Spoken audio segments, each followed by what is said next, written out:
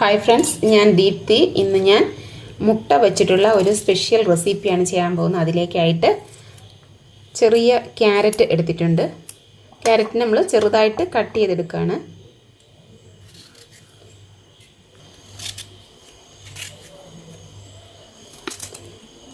Carrot എല്ലാം cut ചെയ്തെടുത്തിട്ടുണ്ട്.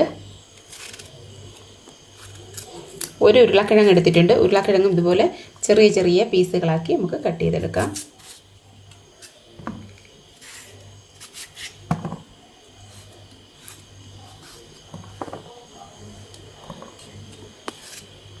സവാള വളരെ കനം കുറച്ച് അരിഞ്ഞെടുക്കാം.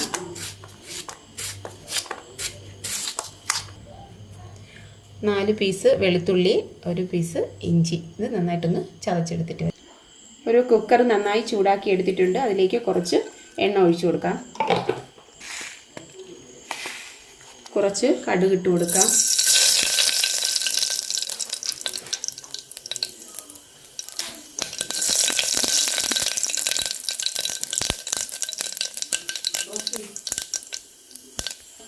തക്കോലം, പട്ട, ഗ്രാമ്പൂ, ഏലക്ക ഇതെല്ലാം കൂടെ ഇട്ട് കൊടുക്കാം. അരിഞ്ഞു വെച്ചിരുന്ന സവാള ഇട്ട് കൊടുക്കാം.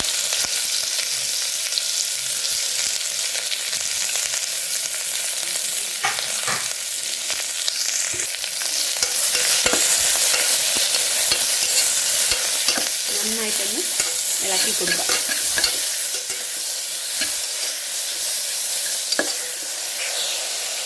ഇഞ്ചി വെളുത്തുള്ളി ചതച്ചെടുത്തതാണ്.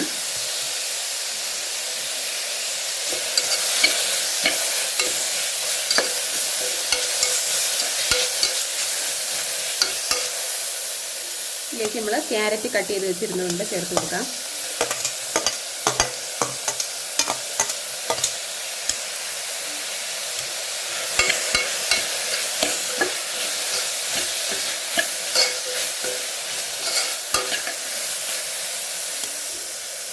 ഉരുളക്കിഴങ്ങ്,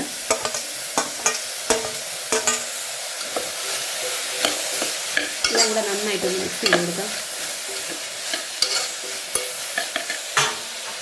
കുറച്ച് ഉപ്പും കൂടെ ചേർത്ത് കൊടുക്കാം.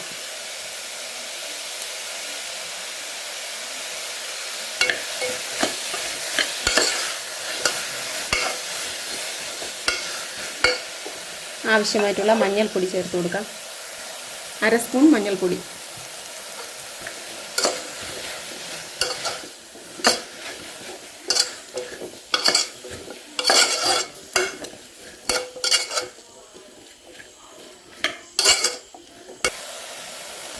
ഒരു ടീസ്പൂൺ പെരിഞ്ജീരകപ്പൊടി, 1/2 ടീസ്പൂൺ ഗരം മസാല, 1/2 സ്പൂൺ മല്ലിപ്പൊടി.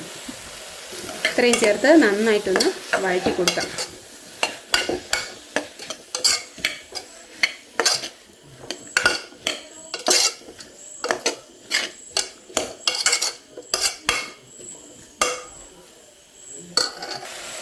തേങ്ങയുടെ 2ാം പാലാണ്.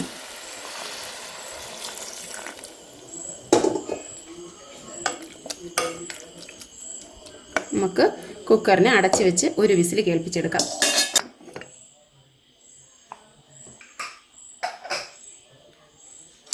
നന്നായിട്ട് കുറുകി വന്നിട്ടുണ്ട്.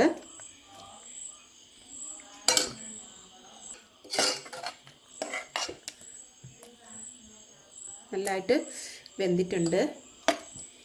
ഇത്തിരി ലൂസായിട്ടാണ് ഈ കറി ഇരിക്കുന്നത്. അപ്പോൾ നമുക്ക് കുറച്ച് തേങ്ങ നന്നായിട്ടൊന്ന് അരച്ചെടുക്കാം. ഒരു 1/4 കപ്പ് തേങ്ങ മതി. 1/4 കപ്പ് തേങ്ങയുടെ കൂടെ നമുക്ക് കുറച്ച് നട്ട്സും കൂടെ അരച്ച് ചേർത്ത് കൊടുക്കാം. നന്നായിട്ട് അരച്ചെടുത്തിട്ടുണ്ട്. ഇതും കൂടെ നമുക്കിതിലേക്ക് ചേർത്ത് കൊടുക്കാം. കുറച്ച് തേങ്ങാപ്പാലും കൂടെ ചേർത്ത് കൊടുക്കാം. നമ്മൾ അഡീഷണലായിട്ട് ചേർത്തതല്ല, മിക്സിയുടെ ജാറിലൊന്ന് അതിൻ്റെ തേങ്ങാക്കൂട്ടിലേക്ക് കൂടെ കുറച്ചൊന്ന് ചേർത്ത് കൊടുക്കാം. ലോ ഫ്ലെയിമിൽ വെച്ചിട്ട് നമുക്ക് ബാക്കി ചെയ്യാം. കുറച്ച് കറിവേപ്പില ചേർത്ത് കൊടുക്കാം.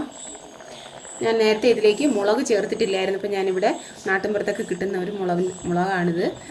ഉടംകൊല്ലി എന്നാണ് ഇതിൻ്റെ പേര്. അപ്പോൾ നല്ല മണമുള്ള മുളകാണ് കേട്ടോ. അപ്പോൾ ഇതിൻ്റെ പകുതി ചേർത്ത് കൊടുക്കാം. നല്ല മണവും നല്ല എരിവുമാണ്.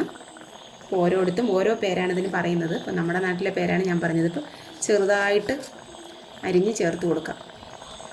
ഇത് കട്ട് ചെയ്തപ്പോഴത്തേനും നല്ല മണം വരുന്നുണ്ട്. പകുതി മതിയാവും.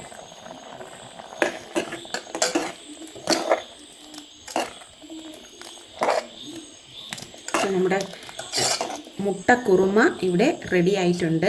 ഇനി ഇതിലേക്ക് വേവിച്ച് വെച്ചിരുന്ന മുട്ട കൂടെ ചേർത്ത് കൊടുക്കാം.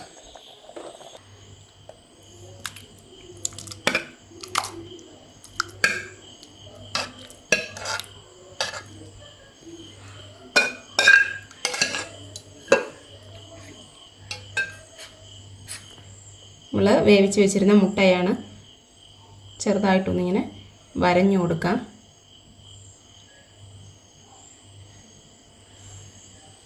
എൻ്റെ ഈ റെസിപ്പി എല്ലാവർക്കും ഇഷ്ടപ്പെടുമെന്ന് വിചാരിക്കുന്നു. ഇഷ്ടപ്പെട്ടാൽ ഒന്ന് ലൈക്ക് ചെയ്യുകയും സബ്സ്ക്രൈബ് ചെയ്ത് സപ്പോർട്ട് ചെയ്യുകയും ചെയ്യണേ. നല്ല ടേസ്റ്റാണ്. അപ്പോൾ എല്ലാവരും ഒന്ന് ട്രൈ ചെയ്ത് നോക്കണം. സൂപ്പറാണ്. എല്ലാവർക്കും ഇഷ്ടപ്പെടും തീർച്ചയായിട്ടും. അപ്പോൾ ഈ മുട്ടക്കുറുമയുടെ റെസിപ്പി ഒന്ന് ട്രൈ ചെയ്യാൻ മറക്കല്ലേ.